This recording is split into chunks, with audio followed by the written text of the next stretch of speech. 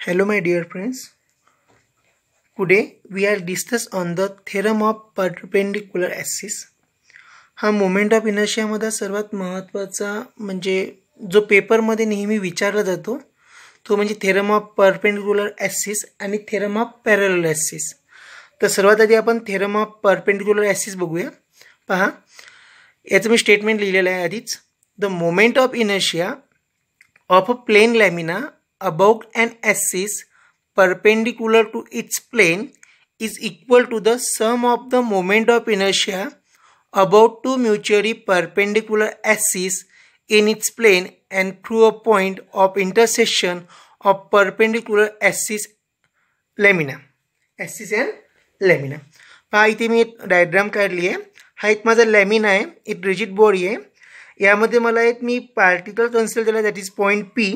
त्याचं मास मी D M इथे show केलं आहे बरोबर.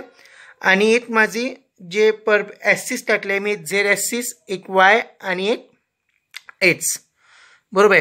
हा जो पॉईंट पी आहे ह्या पॉईंट पीचं डिस्टन्स फ्रॉम सेंटरपासून तिथे मी आर लिहिलं आहे बरोबर आहे. आता पहा जर ह्या पॉईंटचं अबाउट एक्स ॲक्सिस जर घेतलं मी तर हे डिस्टन्स मी वाय घेतलं आणि अबाउट वाय ॲक्सिस हे डिस्टन्स मी एक्स घेतलं बरोबर आहे. म्हणजे जर आपण जर इथं असं लिहिलं the moment of inertia about तशाचे सपोज मी एक वाय ॲक्सिस लिहितो वाय ॲक्सिस काय होईल आपल्याला माहीत आहे मोमेंट ऑफ इनर्शियाची डेफिनेशन काय आहे मास इंटू डिस्टन्सचा स्क्वेअर. मग इथे किती होईल बेटा इथे होईल एच स्क्वेअर डी एम. म्हणजे जर होल लॅमिनाचं जर मी पाहिलं काय होईल माझं integration of H square D M. समजलं. आता सेम तसंच काय येईल moment of inertia about H axis. पहा मी ते एच ॲक्सिस घेतली. आता इथून या पार्टिकलचं डिस्टन्स मी कशानं शो केलं आहे वायनं. सो वाय आणि इंटू डी एम. सो हे येईल माझं वाय स्क्वेअर डी एम. आणि या स्टेटमेंटवर जर मला मॅथमॅटिकल स्टेटमेंट लिहायचं असेल इक्वेशन लिहायचं असेल या स्टेटमेंटहून तर हे असे होईल I Z equal to I H plus I Y जे आपण स्टेटमेंटमध्ये आधीच म्हटलं आहे पहा. आणि जर मी घेतलं moment of inertia about Z axis तर काय होईल माझं हा आरचा डिस्टन्स म्हणजे आरचा स्क्वेअर होईल बरोबर आहे R square D M. Suppose this is Iz is moment of inertia about z axis, Iy is the moment of inertia about y axis, and Ix is the moment of inertia about x axis. So माझं Iz काय होईल बेटा Iz equal to R square D M. पहा आता जर आपण डायग्राममध्ये जर पाहिलं हा आर आहे याचा जर स्क्वेअर केला तर मी यूज करू शकतो H square plus Y square करू शकतो. मग जर मी इथं पुट केलं H square plus Y square D M. पहा याला मी सॉल्व करतो म्हणजे मल्टिप्लाय करतो that is H square D M plus integration of Y square D M. H square D M is equal to काय आहे माझं moment of inertia about Y axis म्हणजे हे मी आय वाय लिहू शकतो बरोबर आहे. तर इथे काय लिहेल मी आय वाय प्लस आणि हे काय होईल बेटा माझं वाय स्क्वेअर डी एम आहे तर moment of inertia about H axis तर मी हे आय एच लिहू शकतो. So I H equal to I Z. यालाच मी कसं लिहू शकतो पहा I Z equal to I H plus I Y. This is the theorem of the perpendicular axis. 3 किंवा 4 मार्काला नेहमी विचारला जातो तर हा लक्षात ठेवण्याचा आहे. Thank you. This is the theorem of parallel axis. जसं आपण पॅरलल ॲक्सिस हा शब्द ऐकल्यानंतर आपल्या मनामध्ये किंवा आपल्याला जो विचार येतो त्यामध्ये 2 पॅरलल ॲक्सिस असेल. सेम तसंच आहे. मी आधी स्टेटमेंट आणि डायग्राम काढून घेतली आपला वेळ वाचावा म्हणून. तर स्टेटमेंट याचं असं आहे the moment of inertia of a body about an axis is equal to the sum of its moment of inertia about the parallel axis passing to the center of mass and the product of mass of the body and square of distance between the two axes. So mathematically आपण याला लिहू शकतो I naught equal to IC plus MH square. बरोबर आहे. याच्यामध्ये आपण एक lamina घेतली, त्या लॅमिनामधला एक पॉईंट कन्सिडर केला, म्हणजे छोटंसं मास कन्सिडर केलं, त्याचं मास घेतलं आपण DM ॲट पॉईंट P. बरोबर आहे. तिथून आपण जे axis of rotation to the centre of mass आहे तिथपर्यंत एक लाईन जॉईन केली, त्याचं डिस्टन्स जे आहे ते R0 घेतलं आणि एक अबाउट द O ॲक्सिस घेतली, त्याचं डिस्टन्स आपण R घेतलं.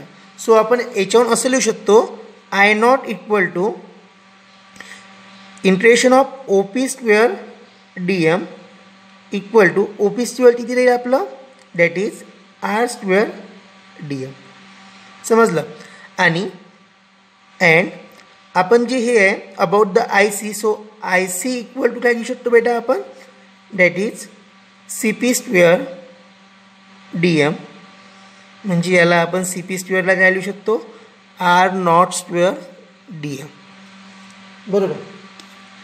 आता ही फिगर जी आहे या फिगरमध्ये आपण एक काम केलं आहे, हा P आणि D असा एक पॉईंट जॉईन केला. बरोबर आहे. हा सेंटरपासून हा जो पॉईंट राहील D याचं डिस्टन्स H राहील. आणि आता मी एक कन्सिडर करतो in triangle OP and D. OP and D आपल्याला माहीत आहे by using Pythagoras theorem by UPT लिहितो मी इथे. काय करू शकतो आपण पहा, OP स्क्वेअर इक्वल टू काय होईल बेटा, OD square plus PD square. आता पहा हे जे OD आहे, O आणि D हे कसं आहे अंतर OC प्लस CD. मग मी कसं लिहितो, OC प्लस CD चा स्क्वेअर प्लस PD चा स्क्वेअर OP स्क्वेअर. बरोबर आहे. आता ही स्टेप जर मी सॉल्व केली, दॅट इज OP स्क्वेअर, इथे मला दिसते OC प्लस CD. काय लिहू शकतो मी OC प्लस CDला, म्हणजे A प्लस बीला लिहू शकतो ना आपण. Suppose this is A and this is B. So A square plus twice AB plus B square plus PD square as it is. पहा आता एक सांगतो इथं, म्हणजे विचार करा. पहा हा जो CD स्क्वेअर आहे म्हणजे CD स्क्वेअर, बरोबर आहे, प्लस PD स्क्वेअर म्हणजे PD स्क्वेअर. मग हा जो लहान ट्रँगल आहे PCD, जर इथं पायथागोरस थेरम जर लावला काय येईल, PC स्क्वेअर. सो ही जी स्टेप आहे कशी येईल आपली, पहा OC square plus twice OC CD plus कशाचा स्क्वेअर, PCचा स्क्वेअर. बरोबर आहे.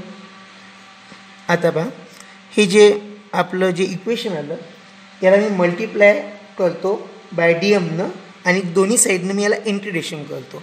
तर माझं जर इंटिग्रेशन केलं काय येईल आणि DMनं जर मल्टिप्लाय केलं, ती स्टेप येते माझी integration of OP square DM equal to integration of OC square DM plus integration of twice OC CD DM plus integration of PC square DM.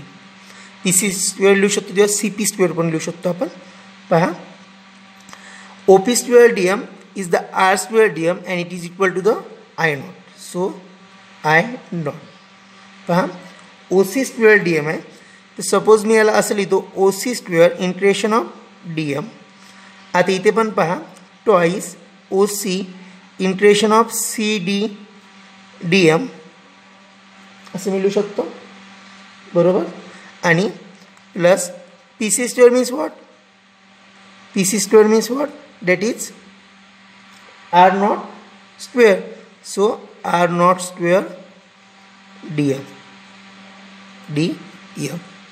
लिहिली. आता पहा आपल्यापाशी काय आहे, OC स्क्वेअर काय आहे, OC is the H. OC किती आहे H. So OC square is H square. बरोबर. DM integration of DM is M. आता पहा CD किती आहे आपल्यापाशी, H आहे. एक लक्षात ठेवायचं, जे H DM राहील हे ऑलवेज 0 राहील. का बरं? कारण algebraic sum of moments of all particle about the centre of mass is always 0. So हे 0 झालं तर ही पूर्ण स्टेप काय होईल?